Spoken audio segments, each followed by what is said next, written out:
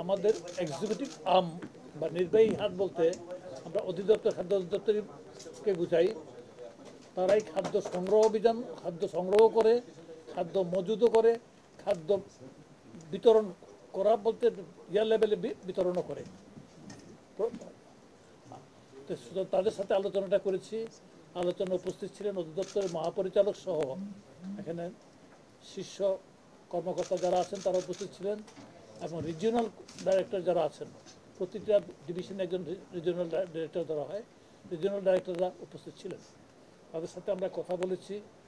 আমাদের বর্তমান প্রায়োরিটি হচ্ছে আমরা আমন অলরেডি আমাদের দেশের খাদ্য ভাণ্ডার বলে পরিচিত দেশের উত্তরাঞ্চলে আমন ধান কাটা শুরু হয়েছে, এবং আমরা এগ্রিকালচার ডিপার্টমেন্ট মিনিস্ট্রি সোর্সের থেকেও জেনেছি। গতকালকে ওই কৃষি মন্ত্রণালয়ের সচিব মহোদয়ের সাথে আমার দীর্ঘ আলোচনা হয়েছে। আজকে আমাদের ওই অঞ্চলে যারা রিজিওনাল ডাইরেক্টর আছে তাদের সাথে কথা হয়েছে। ওইখানে বাম্পার ফলন হয়েছে, এটা আল্লাহর মেহরবানি দেশের উপরে। এখানে সেটা আমরা আমন সংগ্রহ অভিযান আগামী রোববার থেকে শুরু হবে আমাদের। আমরা চেষ্টা করব যতটা সম্ভব আমরা আভ্যন্তরীণভাবে সংগ্রহ করতে পারবো ততটা আমরা লাভবান হব।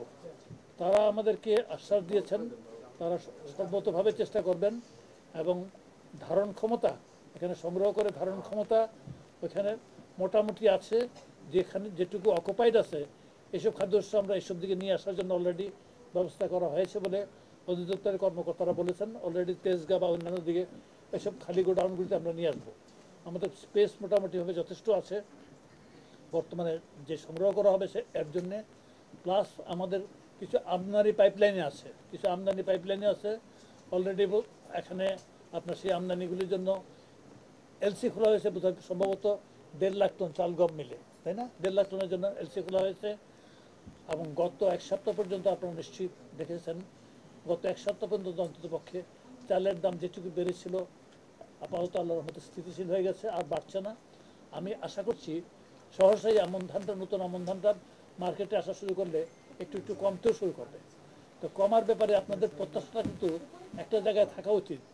কৃষক যাতে ফেয়ার প্রাইস পায় ওইদিকেও কিন্তু সরকারের নজর রাখতে হবে।